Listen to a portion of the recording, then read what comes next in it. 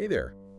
Ever find yourself feeling, I don't know, a bit like you're watching life from the sidelines? Hmm.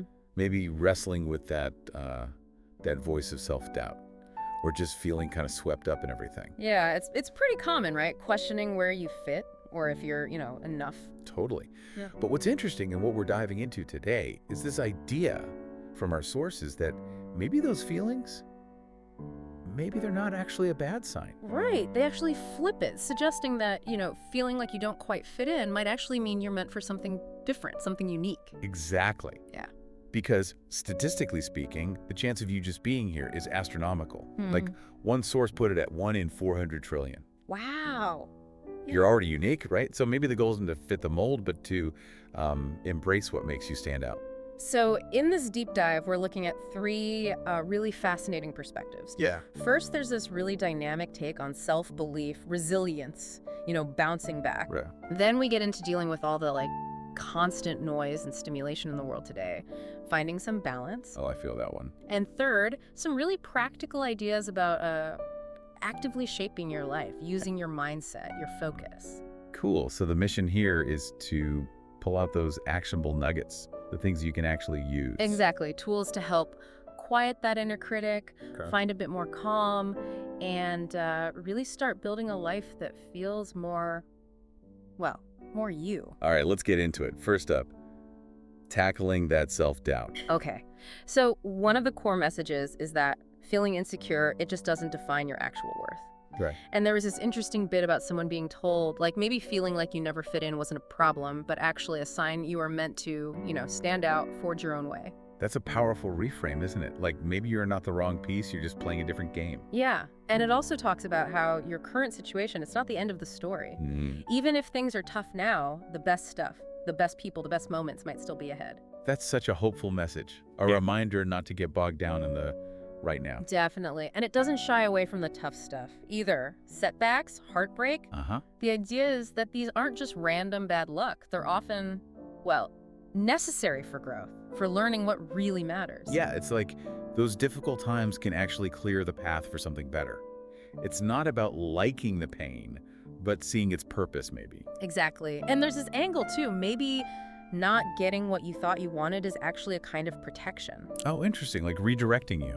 Yeah, maybe leading you towards something that's actually a better fit down the line. It encourages a sort of trust in the process. Trusting the process even when you can't see the next step clearly. Which ties right into perseverance. Just keep going. Don't give up. The message is strong. What's meant for you will find you if you stay in the game. Okay, and this point really got me thinking how it looks at emotions like envy or anger. Instead of just saying, those are bad, stop feeling them, it suggests they're actually signals. Signals? How so? Like, they point to areas inside us that need healing or unmet needs. Like little red flags saying, pay attention here. That's a really useful way to think about it. Turns criticism into curiosity, almost. Like, why am I feeling this? What's underneath? Right, and it acknowledges that everyone deals with worries, doubts, even super successful people. Yeah, the difference isn't that they don't have them. It's that they don't let those feelings paralyze them. Their commitment to themselves, to their goals, is just stronger than the fear. That makes sense. Committing to yourself. And if you do get stuck in your head, there's this neat little trick. Imagine stepping outside yourself. Yeah, okay. Like, what advice would you give a friend in your exact situation? Get that objective perspective. Creating that distance. Yeah, that can definitely help cut through the emotional noise. For sure. So that covers sort of reframing the self-doubt piece. Now, what about finding balance in this crazy stimulated world? Oh yeah, the constant input. It's intense. One source really captured that feeling of being overwhelmed even when you're actively trying to slow down. Tell me about it. And the suggestion is something called a digital detox. Okay, like cutting back on tech. Exactly. Not necessarily forever, but intentionally creating space. It's like hitting a reset button on your relationship with your devices. How would that work? Like, what levels are there? Well, it could be simple things like setting screen time limits Or maybe having tech-free mornings that first hour, say. I like that. Or you could go further, remove social media for a bit, or even, like the author did on a trip, be somewhere with very limited connectivity. And what was the effect? They talked about feeling way more present, more mentally spacious, realizing how much attention the devices usually steal. Yeah, I can imagine. It's the default, isn't it? Fill every gap. Totally. And that's another point, those little moments, waiting in line, walking somewhere, we tend to fill them, right? Music, podcasts. Guilty as charged. But the source suggests this constant filling prevents our minds from just wandering, resting, processing things. So too much input, not enough mental digestion time. Kind of, yeah. Information overload. It actually hinders our ability to really absorb stuff. So while things like meditation are great, it's also about being more mindful day to day, maybe taking the earbuds out sometimes, letting there be quiet, focusing on one thing. Okay. Yeah. And what about our actual physical space? Does that play a role? Hugely. Especially if you're, sensitive to your environment, sensory overload is real. Like clutter, noise. Yeah, exactly. Even visually loud stuff. So the suggestion is decluttering your home, creating a calmer space, being mindful of even patterns or artwork that might feel jarring. Creating an environment that supports peace instead of demanding attention. Makes sense. It's all part of finding that balance. And self-care isn't just bubble baths, right? Right. It's this ongoing dance. Activity and rest, work and breaks, being social and having alone time, constantly adjusting. A continuous calibration, finding what works for you. Precisely. Which leads us nicely into the third part. How we can actually take the reins and actively shape the reality we want. Okay, this sounds powerful, taking an active role. How? Well, one really potent technique discussed is writing down your dream life. But here's the key. Write it as if it's already happened. Present tense. Oh, interesting. Like scripting. Why does that work? The idea is it starts programming your subconscious. Your mind starts looking for ways to make that written reality, real. And does it actually work? Well, the speaker shared a pretty compelling personal story. They wrote down their ideal life, didn't even fully believe it at first, and within a year, that's the life they were living. It hinges on this concept that our brains don't always clearly separate vivid imagination from actual reality. Wow. So you're essentially giving your brain a new target to aim for by punting that picture. Exactly. And there's this counterintuitive idea, too. Being at rock bottom, feeling like you have nothing left to lose. Yeah. That can actually make you incredibly powerful when it comes to manifesting. Less resistance, maybe. Less fear holding you back. And then there's the importance of what you consume. Consciously choosing your inputs. Like media, music? Yeah, videos, music, even the people you surround yourself with. They all shape your internal state, your beliefs about what's possible. There was that great bit of motherly wisdom. Your friends reflect who you are. That rings true. We absorb things from our environment. Definitely. Which leads to another technique, the minds movie. A minds movie, like a mental film. Sort of. You gather images that represent your goals, your desired life. Then you record affirmations over them, things you want to believe or achieve. Okay, like a vision board with audio. Pretty much. And you watch it regularly, especially morning and night. It clarifies your goals and adds that crucial emotional weight to the visualization. That emotional connection seems key. It really is. And alongside that, listening to guided meditations aligned with your goals daily.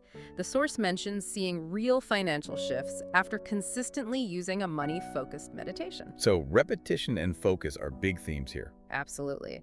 And another one, simple but maybe uncomfortable at first, affirmations in the mirror. Ooh, yeah. That can feel awkward. Totally. But the idea is you say it, looking yourself in the eye, even if it feels fake initially. Over time, repetition builds belief. It shifts things internally, which then reflects externally. Like that example, I do not chase, I attract. Exactly. Shifting from lack to abundance, from effort to magnetism. And gratitude is huge, too. Being thankful for what you already have. Yes. It apparently acts like a magnet for more good stuff. Focusing on abundance brings more abundance. Okay, but it can't just be sitting around visualizing and saying affirmations, right? There has to be action. Absolutely. That's a critical point. Yeah. Manifestation isn't passive magic. You set the intention, you visualize, you affirm, but you still have to take steps. Do the work. Put yourself out there. Right. You plant the seed, but you also have to water the garden. Perfectly put. Then the idea is the universe, God, whatever you believe in, might meet you halfway with unexpected help or opportunities. So it's a co-creation. And patience is probably important too. Definitely. And sometimes part of the process is letting things go. Letting go. Like what? People, situations, maybe even jobs or relationships that are comfortable but ultimately limiting. Things that don't align with the future you're trying to create. That can be hard. Making space for the new often means releasing the old. It really can. But it's often necessary. And finally, it boils down to believing you deserve it, being open to actually receiving the good things when they show up. Which might not be in the package you expected. Exactly. Opportunities, help from others, unexpected ideas. Gotta be open. So the core message running through all this seems to be about self-belief. Believing in your own power to create change. Absolutely. Even if people around you doubt you, that internal conviction is what matters. There is a powerful story about overcoming exactly that external skepticism to achieve big goals. Wow. Okay, so just to recap the journey we've taken. Yeah, we started with reframing self-doubt, seeing maybe not fitting in as a sign of potential, your unique value. Right. Then we looked at ways to find some calm, some balance in our super stimulated world. Practical stuff. Digital detox, environmental tweaks, finding that rhythm. And finally, diving into these really active techniques for shaping your reality, writing it down, visualizing, affirming, taking action. And importantly, cultivating that belief and gratitude. Okay, so before we wrap up, maybe a little something for you, the listener, to take away and try. Yeah. Just think about one small thing you could do today. Just one step. Okay, like what? Maybe it's challenging one limiting thought that popped into your head, just questioning it. Or maybe carving out just 5 minutes of actual quiet. No phone, no music, just 5 minutes. Yeah. Or closing your eyes for 60 seconds and really vividly picturing one small part of the future you want. Feel it. Nice. Small, doable actions. Exactly. Because remember, this conversation, this deep dive, it's just a starting point. Your growth, creating the life you want, it's an ongoing journey. And every little step counts. Yeah. Every intentional choice builds momentum. Keep exploring, keep growing.